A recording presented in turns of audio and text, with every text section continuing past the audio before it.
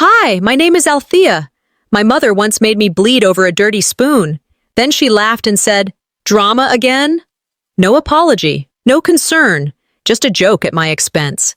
That was the moment I realized. My pain was entertainment in this house. They told the world I was unstable, ungrateful, bitter. But what if I told you I recorded everything? The silence, the humiliation, the years of being the invisible maid behind their picture-perfect life.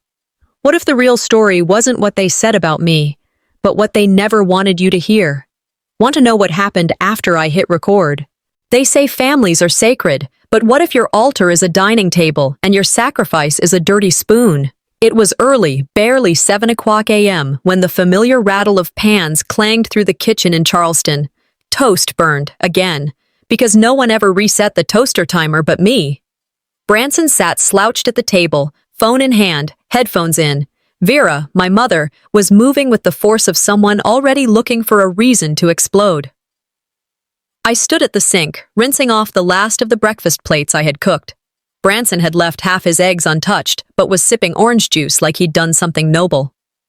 I reached for the last bowl on the counter when Vera snapped behind me. "Seriously? You call this clean?" she barked. I turned and saw her holding up a spoon. It had a thin film of egg yolk on it. I blinked. "I haven't gotten to that one yet," I said, calmly. She stared at me like I'd cursed at the Pope. "He eats with these, and you leave them dirty." Disgusting! Her voice sliced sharper than any utensil in the drawer. I was literally still washing. I started. The slap wasn't on my face, but it may as well have been. She didn't hit me, not yet. She slammed her palm on the countertop so hard the sound made Branson pull one earbud out. I jumped, and my hand jerked. The spoon slipped from my grip. As I grabbed for it, the edge sliced clean across the web of my fingers. It wasn't deep, but it was fast. Blood welled up immediately. For a second, everything stilled. Branson raised an eyebrow. Vera blinked once, then chuckled. "Drama again," she said flatly, tossing the spoon back into the sink with a clatter. I stood there, blood dripping into the water, and realized they weren't shocked. They weren't even concerned. It was entertainment. My throat tightened, not from the pain, but from the hollow that opened behind my ribs. I wrapped a paper towel around the cut, pressing into it more out of habit than care, and walked away without another word. Upstairs, in the small room that had once been a linen closet and was now mine, I locked the door, sat on the edge of my bed, and opened the hidden app on my phone, the one that automatically activated every time I entered the kitchen. I watched the playback. Her voice, the slap on the counter, my hand jerking, the blood, her laugh. It wasn't the cut, it was what followed. I exported the file to cloud storage. 2 backups, 1 offline. I renamed the file, Exhibit A. "They won't remember this," I whispered to no one. "But I will, and one day, so will others." That night, while everyone else watched some reality show downstairs, I lay on my bed with the lights off. The room smelled like laundry detergent and lemon cleaner because I'd scrubbed it just that morning, as expected. And I remembered another morning. I was 11. I spilled a glass of juice at breakfast and cried because I knew what was coming. Vera smacked me across the mouth, and when I stumbled back, she hissed, "If you didn't want it, you shouldn't have dropped it." That was the first time I heard the phrase she'd go on to use for a decade, "Stop overreacting." It echoed every time she denied what happened, every time she turned my pain into a punchline, every time she looked past me like I was a window. I pulled my journal from under the bed and opened it to the latest page. There, I added one more line to the growing list of recorded abuses, not physical, not all the time, but the ones that stuck deeper, like barbs. Branson was still in the living room, shouting at a football game. I could hear the fridge door open, Vera offering him a refill. My hand throbbed beneath the Band-Aid. I made the wrap myself. No one had asked. I reached for my laptop, opened Reddit, and logged into the anonymous account I'd created weeks ago. I uploaded the clip under a post titled, "They made me bleed over a spoon. What would they do for a secret?" I didn't tag it, didn't describe it, just let the footage speak. The silence after the slap, the laughter, my blood, the paper towel, that was enough. I sat alone at the dinner table that evening. No one acknowledged me, not Branson, who chewed with his mouth open, not Vera, who scrolled on her phone mid-bite. My hand throbbed beneath the bandage, but I didn't flinch. My phone buzzed once. A comment had landed under my post. Just one. "You're not alone." They always said, everyone deserves a seat at the table. But in our house, there were only 3 chairs, 2 at the head, 1 reserved, and none for me. Dinner that night was no different. Vera stood at the stove, ladling gravy over steaming chicken thighs for Branson, while I hovered by the counter. She didn't ask what I wanted, she never did. Instead, she pulled a frozen tray from the microwave, its plastic film sagging like an afterthought. "Here," she said, sliding it across the counter without looking. "Still warm enough."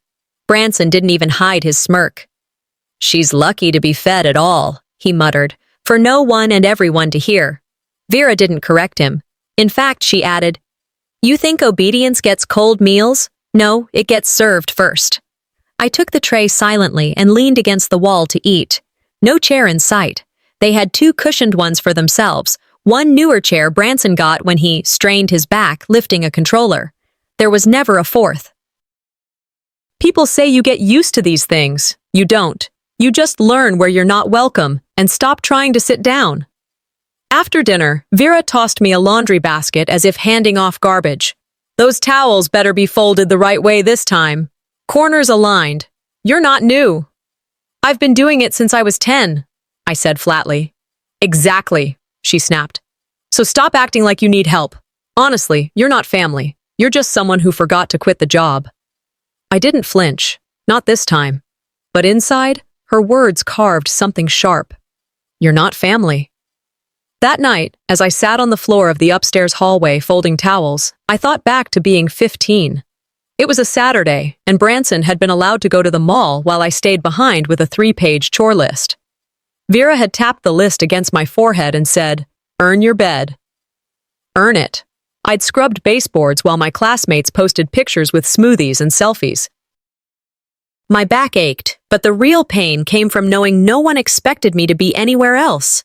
That phrase followed me through every birthday, holiday, and sick day. I wasn't living in that house. I was maintaining it. In the quiet of my room, I opened an old spiral notebook, the one with bent corners and scribbled margins. I flipped to a blank page and wrote across the top in bold block letters, "The invisible resume." Then I started listing. Cooked breakfast, 4x week since age 12, cleaned shared bathroom solo from age 11, packed Branson's school lunches, grades 9 to 12, managed grocery list, took calls for missed appointments, washed all guest linens without thanks. The more I wrote, the more I realized I hadn't just been neglected, I had been utilized. "If I can't be loved," I whispered, "I'll at least be remembered." I flipped to the next page and began logging every moment of emotional dismissal I could recall, every public humiliation thinly veiled as teasing, every private demand passed off as duty. It read like an HR report, a log of service, not daughterhood. When the house grew quiet, I tiptoed back downstairs to grab a drink. As I passed the dining room, something made me pause.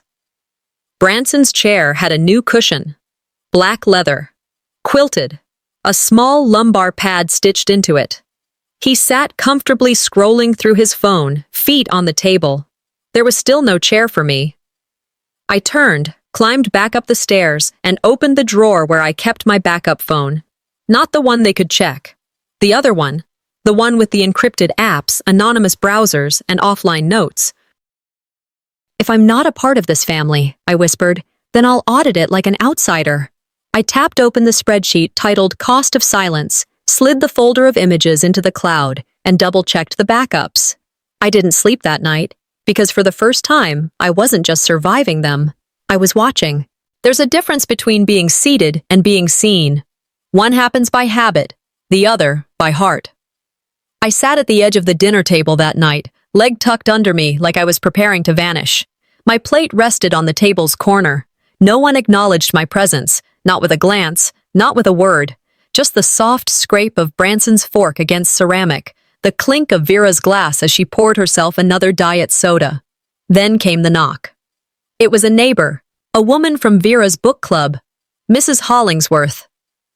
Vera opened the door with her best, gracious hostess smile, the kind that only appeared when eyes from outside were watching. "Oh, come in, she chirped. Mrs. Hollingsworth glanced around the table, confused. "Do you need another chair?" Vera barely paused.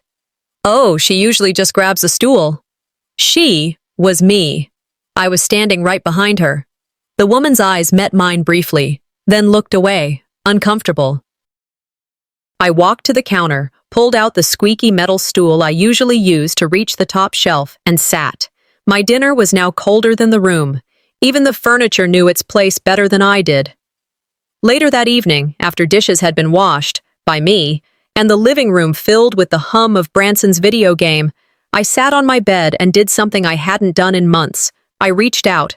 I texted my Aunt Janice, the one person in the family who, years ago, had taken me aside at a reunion and said, "You remind me of me at your age. Watch your back in that house." I didn't send a full confession, just a clip. The one of the spoon, the blood, Vera's laugh, and a message. "Tell me I'm not imagining this." I waited. 2 days later, Vera cornered me in the laundry room. The machines were off. The house was quiet. She held up her phone. "You think we don't talk to family?" I froze. Not out of guilt, but out of clarity. She had seen it. Janice had forwarded the clip. Or maybe shown it directly. I'd placed a hand into the water, and the shark surfaced immediately. Vera's voice was cold. "Don't ever try to make me the villain again. You live here. You eat our food. You don't get to rewrite the script." She left, and I stood there, the smell of bleach in my nostrils, heat rising behind my eyes. I didn't cry. I didn't even speak, because I realized I wasn't surrounded by allies. I was surrounded by relatives, and those aren't the same thing. It reminded me of sophomore year, English class. We had a poetry unit, and I submitted a piece titled "The House Where I'm Invisible." The teacher praised it, said it was powerful, raw. 2 days later, I was pulled out of third period and made to stand in front of the same class. Vera had called the school, demanding I clarify that the poem was fiction. She stood beside me, smiling politely, her hand on my shoulder like a leash disguised as affection. "I didn't mean any of it," I'd said to the class, humiliated. "When people betray you, don't just remember what they did, remember how fast they did it." I deleted Janice's contact that night. I sat on my bed for a long time, phone in hand, screen blank, not out of rage, not even sadness, but the kind of bone-deep fatigue that comes from understanding your voice isn't just ignored, it's actively erased. So I stopped trying to be heard, and I started documenting. By the time the sun went down, I had organized my digital folders into categories. Not just videos, but text logs, voice memos, time-stamped photographs of task lists Vera used to tape to the fridge, and then, well past midnight, I crept downstairs to the kitchen for a glass of water. The house was dark. The only light came from the oven clock blinking 1:03 a.m. I paused by the dining room. Something was different. The table was still set from dinner, plates cleared but napkins left folded, but one thing stood out like a cracked tooth in a smile. Even Branson's chair was missing. I counted. 1, 2. Only 2 chairs remained. I stared at the empty spot where my stool usually leaned against the wall. "If no chair wants me," I whispered, "I'll bring my own. And I'll carve my name into the back." Some sentences don't end with periods. They end with bruises you can't see. It had been quiet for 2 full days. Not peaceful, just quiet. And in our house, silence didn't mean relief. It meant the next blow would come sharper, more calculated. Vera wasn't the type to let things slide. She was the type to marinate. That morning, I was scrubbing the upstairs bathroom floor with a toothbrush. Not because it needed it, but because she said I missed a spot behind the toilet the week before. I didn't argue anymore. I knew better than to invite the kind of attention her voice came wrapped in. My phone buzzed in the hoodie pocket I'd tossed on the sink. I wiped my hands dry and checked it. A text from her. "Stop acting like a victim. You've always been a burden." I stared at it, not because I was shocked, but because in some tired corner of me, I expected something else, anything else. I didn't cry. I didn't reply. I sat back on my heels and remembered the day I got an A on my American Lit final essay. I had brought it home with hope, like a stupid dog carrying a trophy to the one person who never celebrated. Vera had scanned it once, then folded the page and said, "Don't expect praise for doing the minimum." And now, this text, this quiet typed bruise. If I was such a burden, why did they lean on me for everything?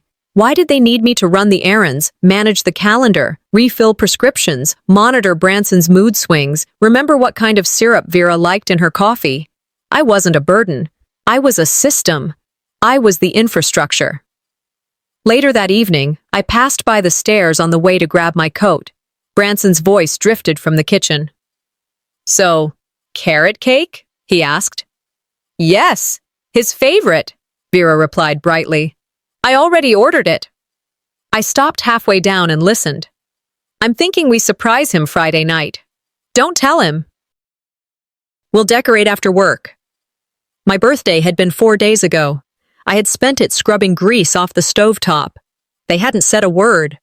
That night, I walked 2 blocks to a nearby gas station and bought myself a cupcake. It was chocolate, the only flavor left in the tiny cooler. I used a matchbook from my old purse to light one sad candle. I sat at the bus stop bench, cars humming past behind me, and whispered into the night air, "Happy birthday, Althea. You made it another year without becoming them." And I meant it. The next day, Vera left Branson's muddy sneakers at the front door. Normally, I would have picked them up and wiped them clean, dried the soles, even arranged them in the entryway, just so, because that's what was expected. That was the unspoken contract. But I didn't touch them. That evening, she stopped me near the fridge. "Shoes still dirty?" I shrugged. Didn't have time. Her face didn't change. She didn't yell. She didn't insult. She just walked away. And somehow, that silence felt heavier than the screaming ever had. I went back upstairs and opened the back pages of my notebook, flipped past the invisible resume, past the task logs and the timestamps. I started a new section. Utilities of my presence. Laundry. 3x week. Grocery list. Daily updates. Doctor reminders. 2x monthly conflict diffusal. Constant. Each line a record. Not of love, of use. It wasn't a diary. It was evidence. I started saying no in small ways. "I'm too tired." "Not today." I forgot. No one noticed, yet. They would. Later that week, I was taking the trash out. Vera didn't ask me to. She never had to. That was the whole point. I opened the front door and found a printed sheet taped beside it, typed, centered, bold header. Expectations for living under our roof. There were bullet points, some practical, some emotional, but one line made me pause. Respect is shown through silence, not attitude. I didn't tear it down. I didn't crumple it. I folded it, corner to corner, and tucked it into my journal behind the cupcake receipt. They didn't know it yet, but they'd taught me everything I needed to dismantle them. Change doesn't always enter like a storm. Sometimes it tiptoes in, one no at a time. The air inside the house felt different, and not in a way anyone could name. I hadn't raised my voice, I hadn't thrown anything, I hadn't even left the dishes unwashed, but I'd stopped filling in the cracks. That was enough to unbalance everything. It began with me sitting in the kitchen scrolling through videos. I had one earbud in, and my phone angled toward the light from the window. It wasn't a secret what I was watching. Clips from our own house. Recordings of Vera's insults, of Branson's entitlement, of the day she called me not family. They weren't just memories now. They were files, cataloged, dated. I was replaying the one from the birthday that wasn't, the candle flickering on a gas station cupcake, when she walked in. "What are you watching?" Vera asked, too calm. I didn't answer. I paused the screen and looked up, locking eyes. She stepped closer. Then came the voice from behind me. "What's going on here?" Eldrick had walked in from the garage, his boots still muddy, his presence heavier than usual. Vera didn't respond. She just gestured to the phone. Eldrick looked at the screen, then at me. Without warning, he grabbed the phone from my hand and hurled it against the tile wall. The case cracked, screen shattered, battery skidded across the floor. He stood over me and said, "We didn't raise you to humiliate us." I bent down, calmly picked up the pieces, one by one. Then I looked up and said, "You didn't raise me to survive you either." Neither of them responded. What they didn't know was the video was already backed up in 3 places: cloud, drive, offline stick. I wasn't careless. I was prepared. The next morning, Vera announced the washing machine was out of order and handed me Branson's laundry. Only Branson's. A mound of mud-soaked jeans, hoodies, and mismatched socks. It was 29 degrees outside. My breath fogged the window near the basement sink. The water in the utility tub was ice cold, even with gloves. I stripped them off and plunged my bare hands in. By the 3rd sweatshirt, my knuckles cracked and bled. Vera passed by at one point, arms folded, mug of tea in hand. She didn't stop walking. "It builds character," she said, as if quoting a motivational poster. I looked up from the basin and said, "Then why's mine the only one that's built?" She kept walking. Later that afternoon, I skipped folding the extra towels she liked arranged in hotel style. I left them in the basket. I didn't polish the silverware tray in the drawer. I didn't ask if Branson needed lunch for work. The absences piled up like crumbs on the counter, subtle but visible if you looked. Vera noticed, not with words, but with glances that lingered too long, with coffee mugs placed a little too hard on the table, with questions left unsaid but simmering behind pursed lips. Around 10 a.m., as I wiped the countertop, not out of duty, just habit, she finally spoke. "You're acting strange." I turned to her. My hands were steady. "You think control is love," I said. "It isn't. It's just dependency with perfume." She blinked. "You need this family." Her voice dropped lower. "You're nothing outside it." "Maybe," I said. "But at least nothing is quiet." And I walked away mid-conversation, for the first time. That evening, Branson kicked off his shoes by the front door, like always. Mud clung to the soles. Vera came into the hallway and stared at them. Then at me. She didn't say a word. I looked back and said, "Not my job anymore." Then I walked upstairs, into my room, and locked the door, for the first time in my life. From the hallway, I could hear her whisper to Eldrick. "She's changing," she said, "and not in a good way." They didn't know it yet, but I had already decided what came next. They stopped yelling. That should have felt like peace. It felt like planning. In my house, silence wasn't a truce. It was a recalibration. Vera no longer barked out orders, and Eldrick had gone mute with his newspaper again. But it wasn't mercy. It was a tactical shift. They weren't trying to control me with volume anymore. Now it was routine. Pressure by omission. 3 days into the hush, Branson came back from the gym and threw his mud-caked sneakers onto my perfectly made bed. Not the floor, not the mat outside the door, my bed. He didn't say a word. Neither did Vera, who stood in the doorway sipping lukewarm tea. I walked into the room, looked at the sneakers, then looked at both of them. Calmly, I picked up each shoe and walked back to Branson's door. I dropped them, mud down, right at the entrance. He turned, eyebrows up. "Seriously, that's your job." I looked him straight in the face and said, "I quit." Then I closed my door. No one followed me, no one knocked. Saturday afternoon came. Vera had her church ladies over, Margaret, Linda, and the younger one who always tried to be invisible. They gathered in the living room, holding dollar store floral mugs, gossiping about someone's niece who moved in with a roommate she called her best friend, but we all know what that means. I passed through quietly, headed to the kitchen. They all smiled tightly. Vera beamed like the queen of clean. Margaret spilled her sweet tea. It splashed across the hardwood like a Rorschach test. Everyone froze for half a beat. Vera turned to me sweetly. "Clean it up, dear." I could have said no, but I didn't. I walked over, grabbed a rag, knelt down. As I scrubbed, I heard it.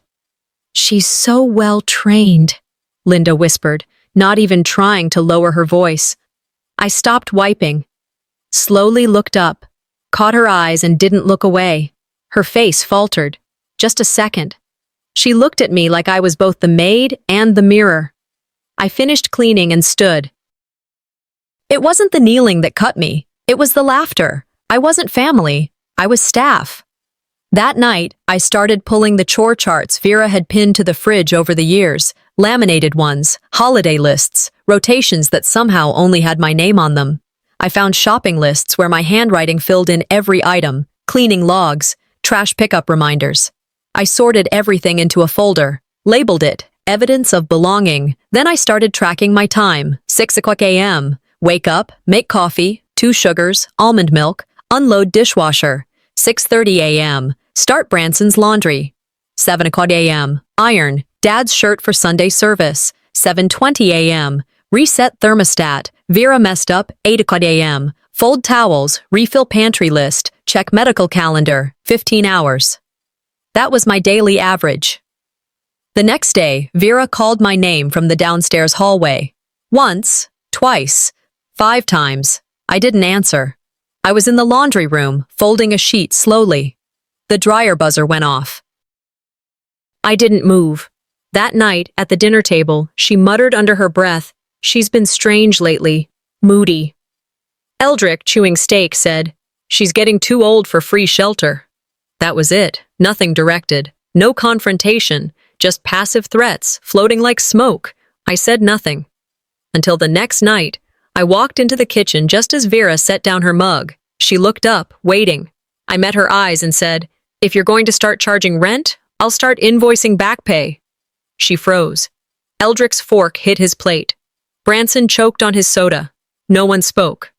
I didn't wait for permission to leave the room. They thought I was bluffing. I wasn't.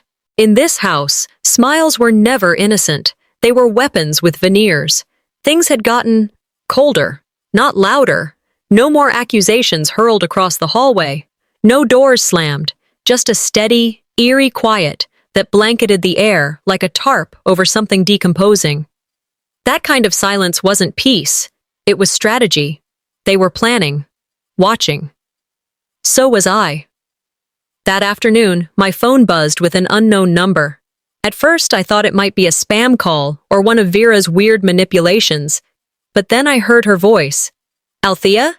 It's Juniper Keene. From high school. English." I hadn't heard that name in nearly a decade. She had been the only adult to ever write "Your Voice Matters" on one of my essays.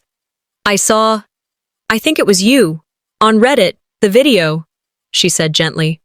"I recognized your voice, and I wanted to tell you, you're not making this up. You never did. And I see you." My throat tightened. I couldn't speak for a moment. Someone had seen. Really seen. We agreed to meet the next morning. Quietly, neutral ground. A diner out on Highway 61. No questions, just connection. That evening, I sat at dinner and didn't say a word. No pass the salt, no thank you. Just stillness. Vera looked at me like I was a well-groomed poodle on display. "Isn't she lovely when she's quiet?" she said with syrupy pride. "Peaceful, like a good girl."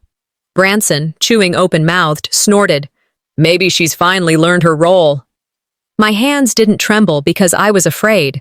They trembled because every cell in my body screamed to erupt. But I didn't. I blinked slowly, exhaled once, and stayed silent. They didn't understand resistance when it didn't scream. They only saw submission in the absence of noise. That was their blindness. The next few days, Vera started acting pleasant. She offered to make me breakfast, complimented my hair, even said she was so proud of how mature I'd become. It wasn't guilt. It was preemption. She was trying to plant an alibi. Eldrick, meanwhile, didn't say much, just watched me. Tracked my movements like I was carrying a match into a fireworks shop. And I documented it all. I took screenshots of old texts, printed 4 comments from the video thread that read like validation letters from strangers who'd lived my same story in different zip codes. I filed them in a binder labeled, "The Line They Crossed." That night, Juniper texted me a quote.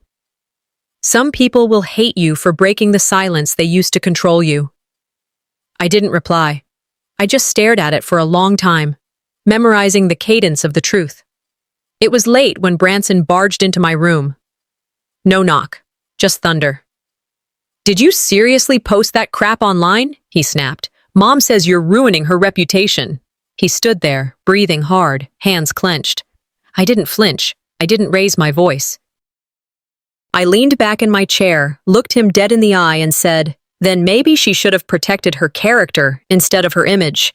He opened his mouth, probably to argue or spit some insult. I didn't give him the chance. I tapped my phone's screen. The red dot blinked. Recording. Since the moment he opened the door, he saw it, saw the lens, the dot, and blinked first. You don't scream when you know the proof speaks louder. You just prepare. I hadn't cried in days.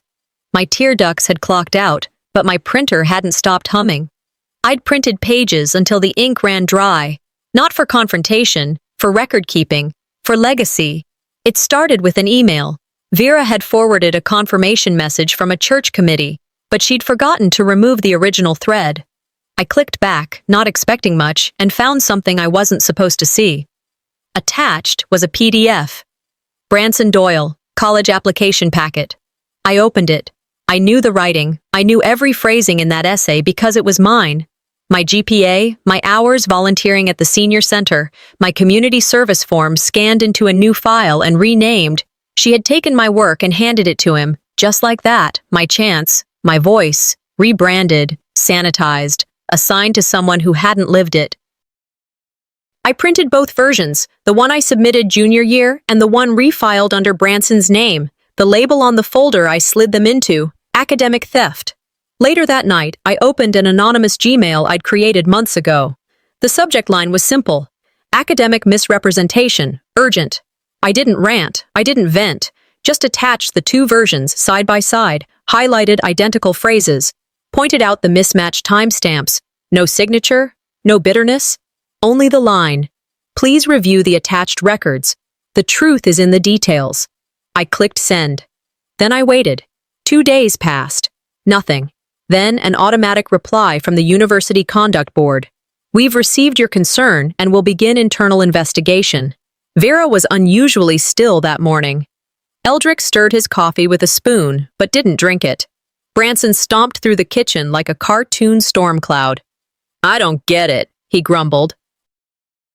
I did everything right, and all I could think was, you copied everything. You just didn't live it. By Wednesday, the Wi-Fi password changed. When I asked Vera, she said, you've been too distracted lately. Focus on family. But Branson had full access, streaming games, laughing with his friends. I shrugged, walked upstairs, and hot-spotted my laptop from the neighbor's unsecured network. Their connection was slow, but truth didn't require speed, just direction. I wrote in my notebook, they can block signals, not signals of truth. The shift was visible in their eyes now. Vera wasn't just tense, she was calculating. Eldrick stayed home from work 2 mornings in a row, mumbling something about needing to lay low. At night, I heard them whispering in the living room. The couch creaked under Vera's weight as she leaned in toward Eldrick. We need to fix this before it spreads, she said. She doesn't know what she's done. From the hallway, I stood still, listening, breathing. Then I turned toward the stairs and whispered, not loud enough for them to hear. Oh, I know exactly what I've done and what I'm about to do next. Most masks don't fall. They split. Quietly, slowly, then all at once. The house felt thinner, not quieter, just stretched, like a balloon filled too close to bursting. The silence wasn't a pause anymore. It was a countdown. Desperation had crept in through the cracks, curling around every corner of the hallway. That morning, Vera posted a live stream. She angled her phone just right, the background clean and curated, no clutter, no reality. She smiled into the camera with damp, wide eyes and said, I've done everything I could as a mother. We sacrificed everything for her, and this is how she repays us? She dabbed at a tear that wasn't there. Parenting isn't always appreciated, she added, her voice cracking on cue. Sometimes they grow up bitter, resentful. They forget the love that raised them. Comments flooded in. You're so strong, Mama. I'm crying with you. They'll understand one day. I watched it in silence from my laptop, the screen's blue light casting shadows across my bedroom wall. No rage, no heartbreak, just stillness. I opened my video editor and clipped the live stream. Then I layered it with audio. Vera calling me useless, Eldrick yelling, Branson laughing while I picked up his socks. I didn't add a voiceover. I didn't need to. Truth doesn't need a narrator. That night, my bedroom power cut off. Lights, outlets, everything. I checked the breaker box, already knowing. Eldrick stood nearby in the hallway, arms folded. Must have tripped, he said flatly. Later, I tried the kitchen cabinet. It was locked. For meal planning, Vera said with a shrug. You're not exactly consistent these days. Branson's snacks, of course, were untouched on the counter. In my notebook, I wrote, When power leaves your hands, steal it back with proof. The next morning, a text from Juniper. Your clips are starting to get noticed. Quietly. Carefully, I checked Reddit. A thread titled Invisible Labor, a Daughter's Documentary, had over 200 upvotes. Anonymous users called out covert familial slavery, emotional outsourcing, and caregiver identity theft. I didn't reply. I bookmarked every comment. I wasn't trying to go viral. I was trying to be seen. Later, I was cleaning out an old drawer when I found a card. Graduation from 8th grade. On the front, you did it. Inside, Vera had written, To our little helper, don't grow too fast. We still need our house manager. Not daughter, not Althea, house manager. They never saw a person, just a role. That night, my door opened without a knock. Vera stood there with a printout in her hand. Reddit comments, screenshots in red pen. You want to ruin us? She hissed. I sat still, calm. Her voice didn't land like it used to. I looked her straight in the face. No, I said. I want you to sit with the version of me you created and ask yourself why I left her behind. She didn't answer. Her lips quivered, her eyes darted, but no sound came out. She closed the door slowly. That night, no one said grace before dinner, and no one looked me in the eye. For years, they taught me silence meant submission, but silence in the right hands becomes sentencing. I moved differently now, deliberate, measured. There was no shouting match to win, no performance to endure, just tension so thick you could cut it with a butter knife and still not get through. They didn't ask why I was quiet anymore. They knew. A few days earlier, Eldrick had cornered me in the garage when I was on my way out. I'd just finished clipping video footage from the kitchen, the one where Vera called me a disappointment in front of the pastor's wife. I wasn't hiding anything, not anymore. The phone was out, visible. That was enough to set him off. He stepped into my path, lowered his voice, and growled, One more recording and I'll break your damn fingers. I didn't flinch. I didn't speak. He had no idea the mic had already picked up everything. I'd tucked a wireless collar mic into my coat, battery full, connection stable. The sound was crystal clear. His tone, the threat, my silence. I sent the file that evening, anonymously, to the HR department of the company he'd worked at for 23 years. 3 days later, a letter came in the mail. Suspension pending review. At dinner, Vera dropped her fork twice. Branson mumbled something about Dad being in a mood. No one said anything to me. The next morning, Vera found my fellowship application on the printer tray. I hadn't tried to hide it. It was already sent weeks ago, but she didn't know that. She held it up. You really think anyone wants to listen to a bitter little girl whine into a microphone? She didn't wait for an answer, just ripped the page in half and dropped it into the trash. I didn't react. I picked it up calmly, carried it to the recycling bin, and washed my hands. Then I checked my email. Subject: Fellowship Acceptance. Congratulations, Althea Watts. I stared at the screen, my hands trembling. I wasn't shaking from nerves. It was release. I closed the laptop and walked through the kitchen like a breeze. No fanfare, no smirk, just motion. The house had gone eerily quiet. Branson avoided my eyes. Vera slammed cupboard doors with a little more drama. Eldrick barely spoke. No one asked me to do dishes. No one told me what was for dinner.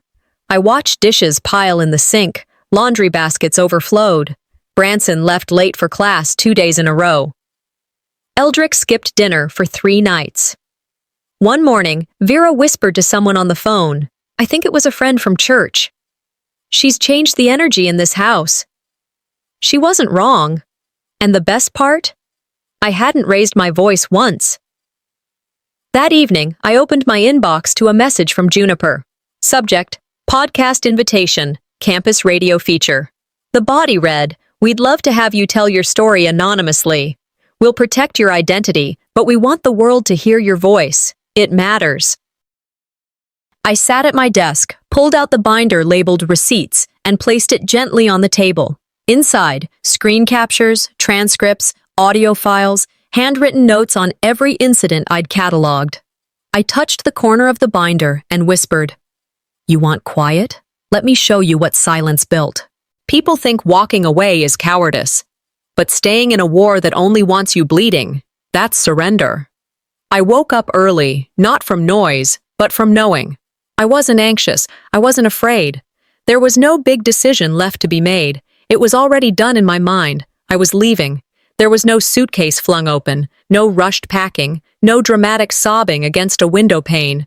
Just method, just intention, just me, folding a few sets of clothes into a small duffel bag with the kind of calm that only comes after years of chaos. I walked into the kitchen and wiped down the counters, not because I was told, but because I wanted to leave no crumbs. I swept under the fridge, rinsed the sponge, and left it in the sink. The gesture felt surgical, like finishing the last stitch in a wound you no longer claim. Then I grabbed a pen and stuck a post-it note on the fridge door. This was never my home, just my job. Branson passed by, paused in the doorway. He didn't say anything. Yet he didn't have to. The air around me said more than I ever could. Vera, sensing something, found me in the hallway. She crossed her arms and asked, After all we've done for you? I turned, calm, controlled. That's the thing, I said. You didn't do it for me. You did it to me. She opened her mouth like she had a speech ready, but the words didn't land. Eldrick stood nearby. He said nothing. But that was his pattern. Silence with weight. I didn't cry. I didn't scream. I didn't demand a blessing. I walked to the dining room table, placed a small cardboard box down in the center, and gently pushed it forward. Inside was everything. A USB drive labeled Proof, a printed timeline of incidents, the graduation card that called me house manager, a folded letter. This is who I had to be, not who I am. I didn't say goodbye. I didn't ring the doorbell on my way out. I just left. Juniper met me at the curb 20 minutes later. She didn't ask questions. She just helped me load the bag into her back seat and said, You ready? I nodded once. By nightfall, I was in her spare room, unpacking the little I brought. It was a modest space, white walls, clean linens, the faint scent of lavender sachets tucked into the drawers. Peace had a texture, and I could feel it now. The next morning, I woke before my alarm and made breakfast, just for me. No list, no shouting, no anticipation of being criticized. I scrambled eggs, toasted a bagel, and ate at the small kitchen table while birds chirped outside the window. It wasn't the quiet that shocked me. It was that no one needed me to earn it. That afternoon, Juniper slid an envelope across the table as I sipped tea. I opened it carefully. Inside, a typed letter from a podcast editor. We heard your radio feature. Would you like to turn it into a series? I held the letter in my hands for a long time. Then I looked up and whispered, not for Juniper, not for anyone in the room, but for myself. My story doesn't end here, but theirs did. Some walls echo after you've walked out. Not with your voice, but with everything they once ignored. It started as a whisper, a simple envelope in a mailbox, a call never returned, a silence louder than a slap. Then the consequences came in waves. Vera opened the letter first. The seal from the state university cracked open in her trembling hands. Her eyes scanned the words, revoked, irregularities, plagiarized content, each one hitting harder than the last. She didn't cry. She collapsed into the sofa, hand over her chest, like the weight of reality had taken longer to arrive than expected. but had landed all at once. In the kitchen, Branson yelled from behind his phone, "You said she wouldn't do anything." He threw the device across the counter, the screen cracking as it slid. "She wasn't supposed to fight back. You said she'd stay quiet." I wasn't there to see it, but I could feel it in my bones. They'd trained me to obey. I just followed their system, with better records. Later that same week, Vera's live stream, the one where she played the heartbroken mother, was clipped and layered against footage from our home. My home. The places where her voice had torn into me, the way she laughed at my pain. My anonymous podcast dropped the final episode, How Families Manufacture Silence and Profit from It. The survivor advocacy group in our state reposted it.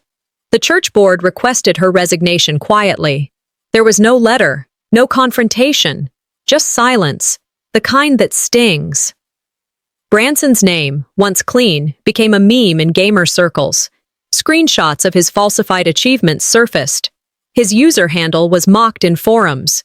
Eldrick applied to 2 jobs, got turned down from both. One HR email politely cited cultural fit concerns. I never named them. I didn't have to. The pattern was so specific, those who knew, knew. Months passed.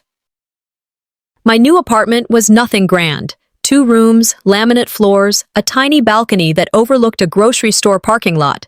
But it was mine. I worked part-time at a women's shelter, helping women navigate paperwork and speak for themselves when their voices shook too much. One morning, a package arrived from Juniper. Inside was a printed, bound copy of my podcast scripts, the publisher's logo stamped neatly on the back. As I flipped through the pages, my phone buzzed on the table. A private number. I didn't answer. Some doors deserve to stay shut. Not because you're bitter, but because you've finally found peace. Later that evening, a new email appeared. From Vera. Subject: We still love you. We miss you. Let's talk. I stared at it. No apology, no accountability. I didn't delete it. I forwarded it to Juniper with a single line. They didn't apologize. They begged for what I no longer need. I logged off, made tea, and stood barefoot on the balcony, watching people load groceries into their trunks. There was something cleansing about ordinary things, things that weren't loaded with guilt or expectation. My phone buzzed again. I ignored it. This house ran on silence. I cut the power. Now all they hear is the echo of who I became without them. Screen fades to black. Podcast voiceover plays. Silence is not surrender. Sometimes it's the loudest ending you can give.